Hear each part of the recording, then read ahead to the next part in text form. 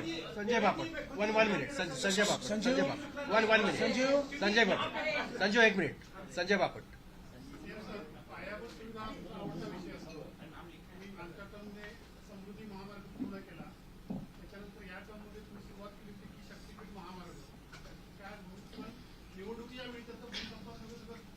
शक्तीपीठ महामार्गाच्या संदर्भात सांगली जिल्ह्यापर्यंत त्याला पूर्ण समर्थन आहे आणि सगळे शेतकरी आमच्याकडे येऊन सांगतात की तुम्ही भूसंपादन करा.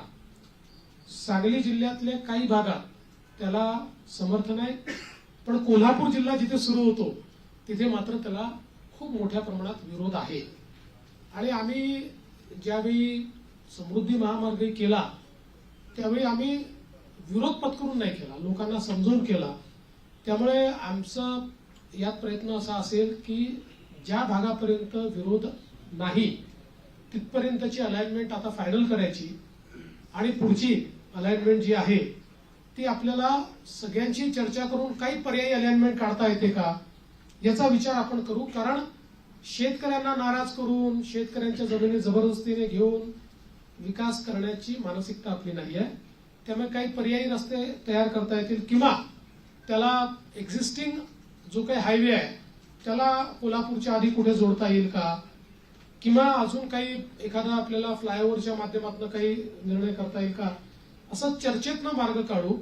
पण मला असं वाटतं की सांगली जिल्ह्यापर्यंत तर शक्तीपीठ महामार्गाला मोठ्या प्रमाणात समर्थन आहे.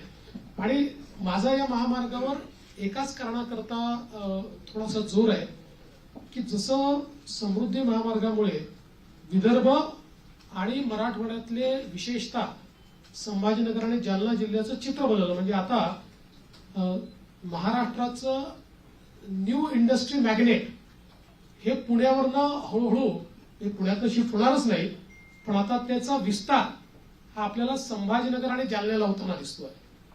तर अशाच प्रकारे शक्तीपीठ महामार्गामुळे संपूर्ण मराठवाड्याचं चित्र बदलणार आहे, चित्र एकदम. आणि म्हणून त्या महामार्गाचा माझा थोडा आग्रह आहे, पण सगळ्यांशी चर्चा करूनच त्याच्यातला पुढचा निर्णय होईल, तोपर्यंत होणार नाही. संजू शुक्ला, संजू शुक्ला, शक्तीपीठ बोलला तसं कोकणच्या महामार्गासंदर्भात आपण लक्ष द्यावं. नाही, ते असं आहे की तुमची विनंती ही योग्यच आहे आणि मुंबई गोवा महामार्ग याचा विषय काढला की आम्हाला जरा अडचण होते. म्हणजे गडकरी साहेबांनी तर देशाच्या संसदेत सांगितलं की मी देशाच्या कानाकोपऱ्यात जिथे होऊ शकत नाही तिथे महामार्ग केले, पण या एका महामार्गाने मला फार त्रास दिला. पण मला असं वाटतं आता ते अंतिम टप्प्यात आहे. संजू शुक्ला, संजू शुक्ला, संजय जुगल.